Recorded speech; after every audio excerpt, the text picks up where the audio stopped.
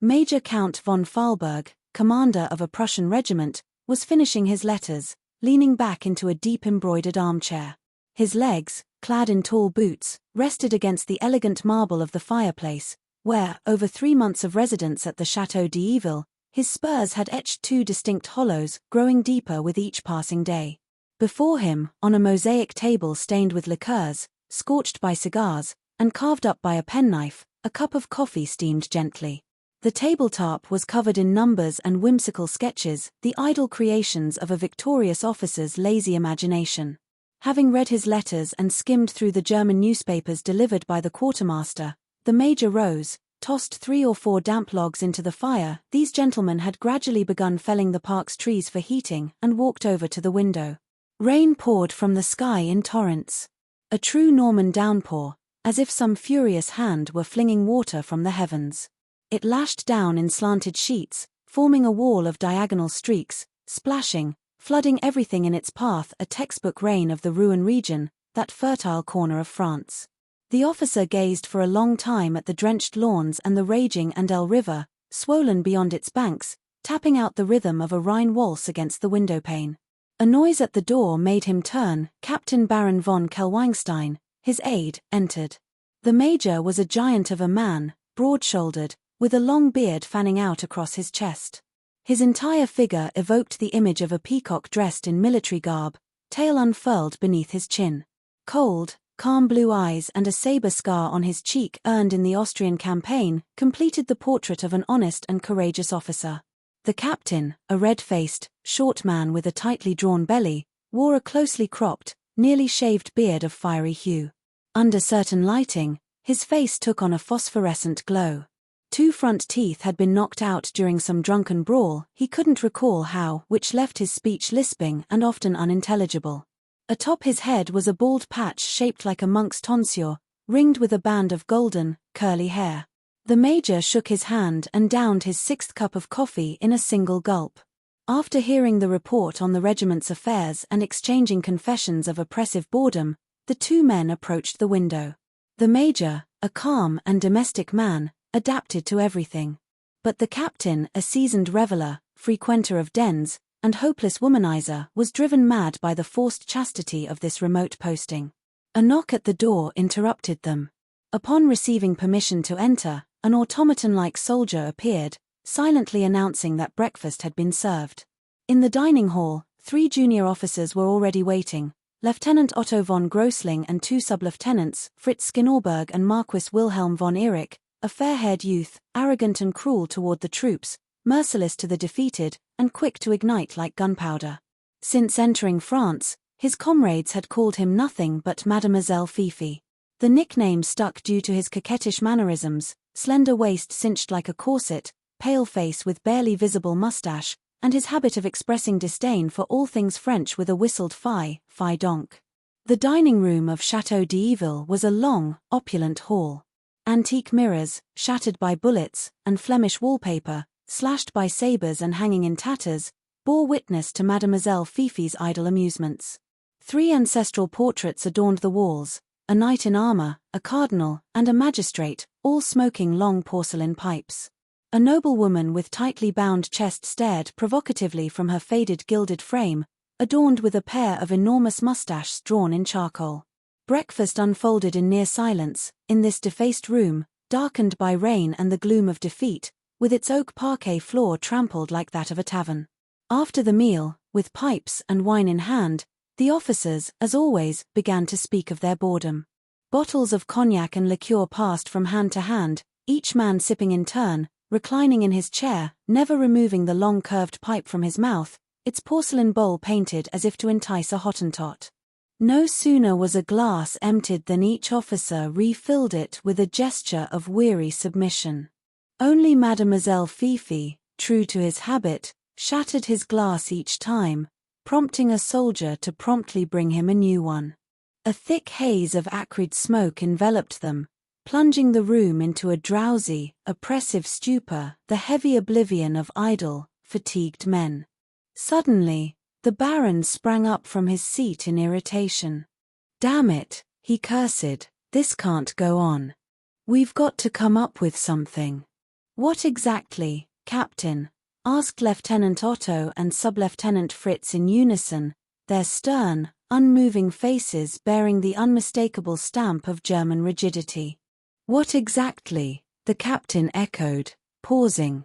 Well, at the very least, let's throw a party if the commander permits. What sort of party, Captain?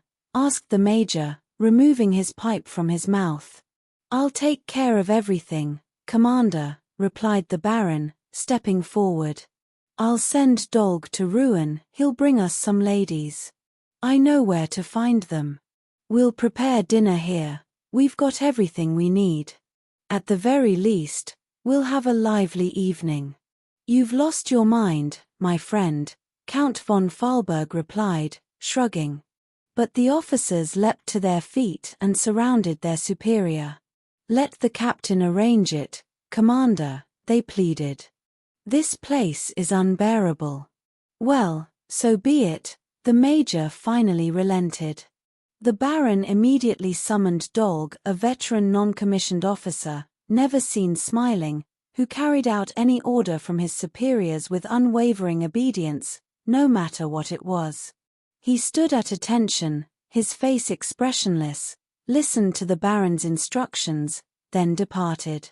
Within 5 minutes, a massive supply wagon, its canvas top arched like a dome and drawn by 4 horses, galloped off into the pouring rain. Among the officers, it was as if a tremor of awakening had passed through them. The sluggish apathy vanished, faces lit up, and conversation resumed. Though the downpour still raged, the major noted that the light seemed to brighten, and Lieutenant Otto confidently declared the sky was beginning to clear. Even Mademoiselle Fifi couldn't sit still. He rose, sat, rose again. His pale, piercing eyes seemed to search for something to destroy. Suddenly, catching sight of a portrait of a young woman with drawn-on mustaches, the blonde youth pulled out his revolver. "You won't see this," he muttered, and without rising, took aim. 2 bullets struck the portrait squarely in the eyes. "Let's blow something up," he cried with excitement. The room fell silent at once, as if seized by a new, irresistible fascination. Explosions were his favorite amusement, his personal method of destruction, his own invention. When the rightful owner of the château, Count Ferdinand d'Amoy d'Eville, fled in haste, he had no time to take or hide anything except for the silver, which he had walled up in a niche. He was immensely wealthy, and his grand salon, connected to the dining room by a door, had once resembled a museum gallery. The walls had been adorned with valuable oil paintings and watercolors, while the tables, shelves, and glass cabinets overflowed with thousands of precious trinkets, Chinese vases, Saxon figurines, grotesque porcelain statuettes, antique ivory carvings, and Venetian glass, all forming a dazzling, eclectic mass. Now, none of it remained. Not because it had been looted, Major Count von Fahlberg would never have allowed that, but because Mademoiselle Fifi had taken to blowing things up from time to time. And today, the officers had thoroughly enjoyed 5 minutes of such destruction. The young Marquis went into the salon to find something suitable for a charge. He returned with a tiny teapot made of pink Chinese porcelain, filled it with gunpowder, inserted a piece of tinder into the spout, lit it, and hurried off to deliver the infernal toy. Returning quickly to the dining room, he shut the door behind him. Everyone stood, smiling, their faces lit with childlike curiosity. As soon as the explosion rocked the château, they all rushed to the door. Mademoiselle Fifi was the first to enter, clapping his hands in delight before a terracotta Venus, now finally decapitated. Each officer picked up shards of porcelain, marveling at the strange fractures caused by the blast, searching for new damage and debating the origins of older ones, attributing them to previous acts of destruction. The major, with a fatherly air, surveyed the salon, now ravaged in true Nero-like fashion, strewn with the remnants of art. He was the first to leave the room, cheerfully remarking, "This time, it turned out splendidly." The dining room had grown so thick with clouds of gunpowder and tobacco smoke that breathing became nearly impossible. The commander flung open a window, and the officers, returning to drain their final glasses of cognac, gathered near it. A rush of damp air swept into the room, spraying the officers' beards with mist and carrying the scent of rain. Outside, the great trees bowed beneath the downpour, the wide valley was swallowed in the gloom of low-hanging black clouds, and the church steeple pierced the sheets of water like a grey blade. Since the arrival of the Germans, the bells in that tower had remained silent. It was, perhaps, the only act of resistance the victors had encountered in this part of the country. The priest had made no objection to hosting or feeding the Prussian soldiers. On several occasions, he had even accepted the commander's invitation to share a glass of beer or wine, willingly playing the role of peaceful mediator. But to ask him to ring the bell was futile, he would sooner face death. It was his form of protest against the invasion, silent, peaceful, and, as he claimed, the only one worthy of a servant of the church, called to gentleness, not bloodshed. All the villagers within a 10-verst radius praised the steadfastness and courage of Abbot Chantevoine, who had dared to openly declare and maintain a communal mourning through the resolute silence of his church. The village was proud of his defiance and ready to stand by their pastor to the end, risking everything, believing his mute resistance to be a defense of national honor. To the peasants, it seemed they had earned their place in history no less than Belfort or Strasbourg, having performed an equally noble deed, and that the name of their little village would live on. Yet aside from this, they offered no resistance to the Prussian victors. The commander and his officers merely chuckled at this harmless heroism.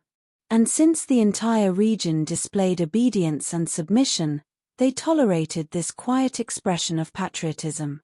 Only the young Marquis Wilhelm longed to make the bells ring. He was irritated by the commander's indulgence toward the priest and begged daily for permission to strike the bell just once, one single chime, for the sake of amusement. He pleaded with feline grace, with the softness of a woman, his voice tender as that of a lover seized by a whimsical desire. But the commander remained firm, and Mademoiselle Fifi, to console himself, continued to amuse himself with explosions in the Château d'Yville. For several minutes, the company stood silently by the window, breathing in the damp air. The weather's not exactly ideal for a stroll with the ladies, Lieutenant Fritz finally remarked with a crooked grin, in broken French. After that, everyone dispersed to their tasks, while the captain had plenty to prepare for the evening's dinner. By nightfall, when they gathered again, the dining room rang with laughter. All were dressed up, perfumed, as if for a parade. The commander's hair seemed less grey than it had that morning, and the captain had shaved clean, leaving only his mustache a fiery tuft beneath his nose. Despite the rain, the window remained open. From time to time, someone would approach and listen. At 6:10, the Baron caught the distant sound of wheels, and soon a massive carriage, drawn by 4 horses splattered with mud up to their backs, sweating and panting, galloped into the chateau's courtyard. 5 women leapt from the steps, 5 beautiful young women, carefully selected by the captain's associate according to a note passed to Dolg by his officer. They had agreed without hesitation, confident in generous payment, having known the Prussians for 3 months already and regarding them as objects more than men. "It's the trade," they said to one another on the road, answering the faint pricks of a conscience not quite asleep. They entered the dining room at once. The brightly lit space seemed even gloomier in its pitiful ruin. The table, laden with dishes, fine china, and silver retrieved from the wall where the former owner had hidden it, gave the room the air of a bandit's tavern after a successful raid. The beaming captain turned to the women as if they were familiar merchandise. He evaluated them, embraced them, gauged their worth in terms of pleasure. And when 3 young officers tried to claim one each, he firmly objected, declaring that he would distribute them fairly, by rank, so that none of the senior men would be slighted. To avoid disputes, resentment, and accusations of favoritism, the captain lined up the women by height and, addressing the tallest with a commanding tone, asked, "What's your name?" "Pomela," she replied clearly, raising her voice. "Number 1, the captain declared. Pomela is assigned to the commander." He then embraced Blondine, the second in line, as a sign of possession, offered the voluptuous Amanda to Lieutenant Otto, Eva, nicknamed Tomato, to Sub-Lieutenant Fritz, and the smallest of them all, Rachel, a young brunette with eyes as dark as ink, a Jewish girl with an upturned nose, to the graceful Marquis Wilhelm von Erich. All the women were attractive and well-groomed, yet devoid of individuality, nearly identical in figure and expression, shaped by their daily life in the brothel and constant exposure to men. 3 of the young officers expressed a desire to take their chosen companions away immediately, under the pretext of giving them soap and brushes to freshen up. But the captain wisely objected, insisting they were clean enough to sit at the table and that order should not be disrupted. His experience prevailed. For now, they settled for kisses in anticipation of what was to come. Suddenly, Rachel coughed until tears streamed down her cheeks, exhaling smoke through her nostrils. The Marquis, under the guise of a kiss, had blown a stream of tobacco smoke directly into her mouth. She didn't protest, didn't say a word, but looked at him intently, with a flash of anger deep in her black eyes. They sat down to dinner. The commander appeared to be in high spirits. He seated Pomela to his right, Blondine to his left, and, unfolding his napkin, exclaimed, "Splendid idea, Captain." Lieutenants Otto and Fritz were slightly embarrassed, treating their companions as if they were ladies of society. But Baron Kellweinstein, feeling entirely in his element, beamed, tossed out suggestive jokes, and practically glowed beneath his crown of fiery red hair. His compliments, reeking of tavern charm, were delivered in broken French, spat through the gap left by his missing front teeth, showering the women with saliva. They understood none of it, and their attention only stirred when the Baron uttered especially crude, shameless phrases, mangled by his accent. Then they would burst into wild laughter, collapsing onto their neighbors' shoulders, repeating his distorted words for the sheer joy of it. After the first bottle of wine, they were drunk, reverting to familiar habits, kissing the mustaches of those seated beside them, pinching arms, shrieking, drinking from every glass, singing French couplets and German fragments borrowed from their conquerors. The men, intoxicated by the proximity of female bodies, by the touch of warm skin, lost control, growled, shattered dishes, while behind them stood silent soldiers, attending without a word. Only the commander retained his composure. Mademoiselle Fifi had seated Rachel on his lap.